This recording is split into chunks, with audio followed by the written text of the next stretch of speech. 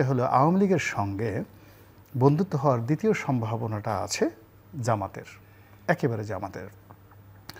আর আওয়ামী লীগের সঙ্গে কখনোই বন্ধুত্ব হবে না বিএনপির। এটা হলো আমার অভিজ্ঞতা, এই কথাগুলো বলে। এবং সম্ভবত সেই দিকেই পুরো পরিবেশ এবং পরিস্থিতি এগুচ্ছে বলে বিভিন্ন মহল থেকে আমরা কথা শুনছি, সম্ভাবনা দেখছি, এবং এটা অতীতে এভাবে ঘটেছে। আপনি চিন্তা করতে পারেন যে এরশাদ সাহেবের সঙ্গে শেখ হাসিনার একটা সমঝোতা হবে, আবার শেখ হাসিনার জমানায় এরশাদ সাহেব গৃহপালিত বিরোধী দল হবে। এটা যদি 1988 সনে কেউ বলতো যে এই সেম ঘটনা না 2009 সনে হবে, মানুষ মরে যেত, কিন্তু সেই ঘটনাটা কিন্তু ঘটেছে। তো একইভাবে এখনও যেটা হলো, আমি কিন্তু সেই প্রথম দিকে আপনার এই অনুষ্ঠানে বলেছিলাম যে আগামীতে, আবার আমার নিজের ওখানে বলেছিলাম যে আগামীতে আমি কয়েকটা সম্ভাবনা দেখতে পাচ্ছি। প্রথমত ডক্টর মোহাম্মদ ইউনূস, ওনার সম্পর্কে 2024 সনে যেটা ভাইব তৈরি হয়েছিল আগস্ট সেপ্টেম্বর, তার বিপক্ষে একটা ট্রু শব্দ করার মতো বাংলাদেশে একটা পিঁপড়াও ছিল না, বরং তাকে প্রশংসা করে মানুষ আত্মতৃপ্তি পেতেন। তো সেই সময় আমি বলেছিলাম যে এই ভদ্রলোকের দ্বারা রাজনীতি হবে না, উনি ভালো করতে পারবেন না, উনি চালাতে পারবেন না, এবং ওনার যত তাড়াতাড়ি সম্ভব এখান থেকে উনি যদি চলে যান ওনার জন্য ভালো হবে। এবং ওনার জায়গায় যদি আমি হতাম বা আমি ওনার পরামর্শদাতা হতাম, ওনাকে আমি বলতাম 2024 সালের ডিসেম্বর মাসের মধ্যে একটা নির্বাচন দিয়ে সম্মানজনকভাবে চলে যাওয়ার জন্য। এখন এটা দেখেন, ঠিক সেম কাজটা বা সেম কথাটা কিন্তু এখন সবাই বলছেন। ওনার যারা আপনজন ছিলেন, এমনকি ওনার যারা ক্যাবিনেটে, যেমন ফরহাদ মাজার সাহেবের মতো মানুষ বলছেন যে গ্রামীণ ব্যাংক চালানো আর এটা এক না। কিন্তু এই কথাটা কিন্তু আমি সেই 1 বছর আগে বলেছিলাম। আমি আরেকটা কথা বলেছিলাম ওই সময়টাতে, আমি স্মরণ করাই দিচ্ছি, যে সামনে যে রাজনীতির মেরুকরণ এবং পরিণতি আসছে, সেই পরিণতিতে সবচেয়ে বেশি বিপদে পড়তে যাচ্ছে জামাত, তারপরে বিপদে পড়বে বিএনপি। এখন আপাত দৃষ্টিতে এই মুহূর্তে মনে হচ্ছে জামাত সব কিছু নিয়ন্ত্রণ করছে, সচিবালয় তাদের, ডাকসু জাকসু সব কিছু তাদের। কিন্তু বাস্তবতা হলো যে জামাতের যে নেতৃত্ব এই মুহূর্তে আমরা ফ্রন্ট লাইনে দেখছি, আমাদের প্রচলিত রাজনীতিতে যারা প্রথম জেনারেশন, মির্জা ফখরুল বলেন, মির্জা আব্বাস বলেন, এদেরকে যদি আপনি প্রথম জেনারেশন ধরেন, তাহলে তৃতীয় জেনারেশনের রাজনীতিবিদ হলেন জামাতের আমির, আর চতুর্থ জেনারেশনের যাকে বলা হয় জেনারেশন হলেন জনাব শিশির মনির বা ডক্টর মাসুদ, ওনাদের মতো লোকজন। ফলে কি হলো, তারা ক্ষমতার দিক থেকে, রয়্যালিটির দিক থেকে, পাওয়ারের দিক থেকে প্রথম জেনারেশনের ক্ষমতা ভোগ করছে, কিন্তু তাদের মেশিন হলো চতুর্থ জেনারেশনের। ফলে কি হলো দেখুন, অপারেটিং মেশিন চতুর্থ জেনারেশনের। ফলে কি হলো দেখুন, তারা কথাবার্তা বলতে গিয়ে প্রায় সবাই বিতর্কিত হয়ে পড়েছেন, সবাই ধৈর্য হারিয়ে ফেলেছেন, এবং সবাই একটার পর একটা ভুল করছেন। প্রায় সব ক্ষেত্রে তারা কোনো নেগোসিয়েশন করতে পারছেন না, কোনো বন্ধুত্ব তৈরি করতে পারছেন না, বন্ধুত্ব রক্ষা করতে পারছেন না। মানে দেখা গেল যে আসলে আপনার হাতে অনেক ক্ষমতা, ফ্র্যাঙ্কেনস্টাইনের একটা দানবের মতো আপনার ক্ষমতা হয়ে গেছে, কিন্তু ওটা পরিচালনা করার জন্য যে সফটওয়্যার দরকার, যে অপারেটর দরকার, যে পরিবেশ দরকার, যে ক্ষেত্র দরকার, অধিক্ষেত্র দরকার, সেই জিনিসগুলো নাই। যেমন জামাত মনে করছে যে সে তার নারী কর্মীদেরকে দিয়া আল্লাহ রাসূলের কথাবার্তা বলে সে ভোটের মাঠে নারী ভোটারদেরকে এবং অপেক্ষাকৃত তরুণ ভোটার যারা স্কুলে পড়ে, কলেজে পড়ে, ফার্স্ট ভোটার হলো, মায়ের বয়সে একজন লোক যখন মাথায় হাত বুলিয়ে লা ইলাহা ইল্লাল্লাহু মুহাম্মাদুর রাসূলুল্লাহ, আল্লাহর নামে ভোটটা দিও বাবা, আমি তোমার জন্য অনেক দোয়া করবো, কোরআন শরীফ পড়ে তোমার জন্য দোয়া করবো, এতে বোধহয় ভোট হয়ে যাবে। কিন্তু এটা যে ভোট হয় না, এটা জামাত এখনও পর্যন্ত বুঝতে পারছে না, নাম্বার 1।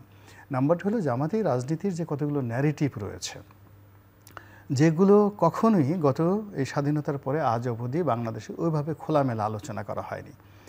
বাংলাদেশের মানুষ কখনোই জানতো না ইবনে তাইমিয়া কে, তাকে নিয়ে আলোচনা হতো না। ইবনে তাইমিয়ার সঙ্গে জামাতের সম্পর্কটা কী, মুসলিম ব্রাদারহুডের সঙ্গে তার সম্পর্ক কী, হাসান আল বান্না কেন ফেল করলেন, সৈয়দ কুতুব, মুসলিম ব্রাদারহুডের সৈয়দ কুতুব কী করে মিশরে তিনি একটা সামরিক অভ্যুত্থান ঘটালেন, এবং সেই অভ্যুত্থানে যে নাসেরকে তিনি ক্ষমতা আনলেন, সেই নাসের কেন তাকে ফাঁসিতে লটকালেন, সৈয়দ কুতুবকে। আবার আনোয়ার সাদাতকে কেন মেরে ফেলা হলো, একেবারে সর্বশেষ মুরসি, তিনি ক্ষমতা আসার পরে 1 বছর কেন টিকতে পারলেন না। এই বিষয়গুলো কখনো আলোচিত হয়নি। এই বিষয়গুলো এখন এত চমৎকারভাবে আলোচনা করা হচ্ছে সামাজিক মাধ্যমে, যেটা যারা এই ধর্মকেন্দ্রিক বা ধর্মভিত্তিক রাজনীতি করেন তাদের কাছে জামাত এখন এতটা স্পর্শকাতর এবং এতটা খারাপ অবস্থার মধ্যে পড়েছে যেটা জামাত কখনোই পড়েনি এই মানে তাদের বাড়াবাড়ি করার কারণে।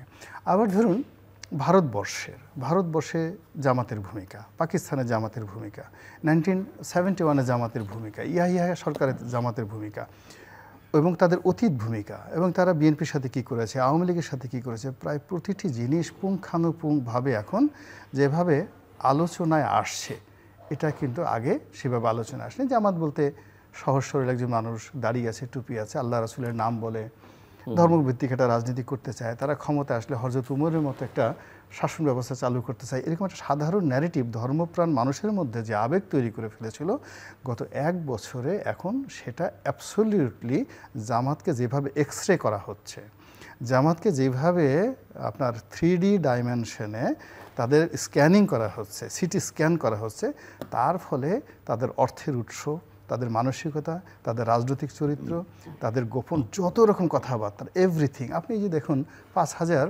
মানে ইসলামী ব্যাংকের কর্মকর্তা তাদেরকে মুহূর্তের মধ্যে স্যাক করে দেওয়া হলো। তো এরকম একটা অমানবিক ঘটনা জামাত করতে পারে বা জামাতের নেতৃত্বে হচ্ছে, এটার ন্যারেটিভ জামাত এই মুহূর্তে দাঁড় করাতে পারবে না। কিংবা যেভাবে তারা একেবারে এস আলমের ব্যাংকগুলো দেখানো গেল ফার্স্ট সিকিউরিটি ব্যাংক, এখন ফার্স্ট সিকিউরিটি ব্যাংকের সঙ্গে জামাতের কোনো দিন সম্পর্ক ছিল না, এখন সেই ফার্স্ট সিকিউরিটি ব্যাংকে হঠাৎ করে দেখা গেল ইসলামী ব্যাংকের যে এমডি মিস্টার মান্নান ছিলেন আগে, তিনি এসে ফার্স্ট সিকিউরিটি ব্যাংকের চেয়ারম্যান হয়ে গেলেন। কিভাবে আবার ইসলামী ব্যাংক কীভাবে দখল হয়ে গেল, আবার ইসলামী ব্যাংক দখল করার জন্য সেই বিএনপির যারা লোকজন তারা শক্তিমত্তা নিয়ে হেড অফিস আক্রমণ করলো, সেটা আবার জামাত ঠেকিয়ে দিল, সেটা নিয়ে বিরোধ চললো।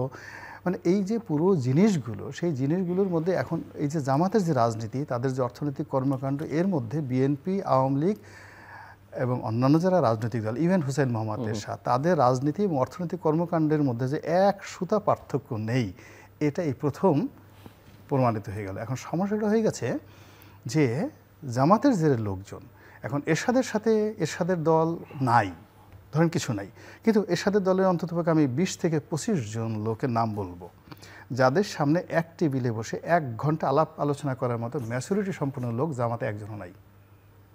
আপনি যদি আনিসুল ইসলাম মাহমুদের কথা চিন্তা করেন, কাজী ফিরোজুর শরীফের কথা চিন্তা করেন, আপনি যদি আপনার অন্যান্য যারা আছেন সব দল মিলে, অর্থাৎ মানে জাতীয় পার্টির মতো দলে 20 জন যদি লোক যারা সাবেক মন্ত্রী এমপি ছিল, তাদের যে পলিটিক্যাল ম্যাচুরিটি, সামাজিক অবস্থান, শিক্ষা দীক্ষা, পরিবার, এই পর্যায়ে জামাতের একজন লোক নেই এক টেবিলে বসে আলোচনা করে।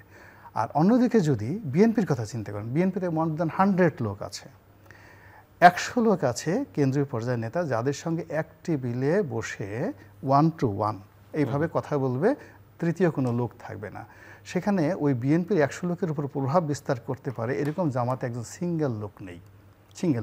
ফলে কি হচ্ছে, এটা হলো 1 to 1 between you and me. আপনি আর আমি যখন একা বসতেছি তখন আপনি জানেন যে গোলাম মৌলা রনি আপনার সাথে 1000 গুণ যোগ্যতার সম্পন্ন, অথবা আমি জানি আমার চেয়ে জনাব জিল্লুর 1000 গুণ শক্তিশালী, 1 to 1।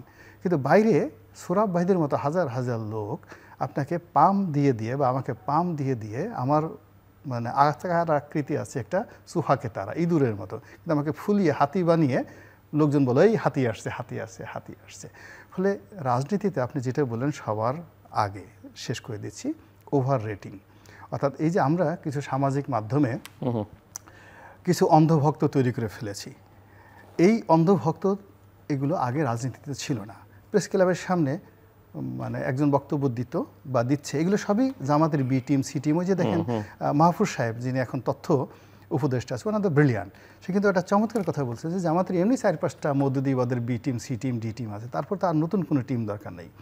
এখন দেখবেন যে ওয়াজের ময়দানে সাইদি সাহেব বা অন্যান্য যে লোক কিছু একটা বলে সে বলতেন, আপনারা সবাই চিল্লাইয়ে বলেন সুবহান আল্লাহ, সবাই সুবহান আল্লাহ। এখন এটা যেটা জাতীয় ভাষাগুলো, চিল্লাইয়ে বলেন সুবহান আল্লাহ, চিল্লাইয়ে বলেন আলহামদুলিল্লাহ, বলেন ঠিক কিনা, সবাই বলেন ঠিক ঠিক ঠিক।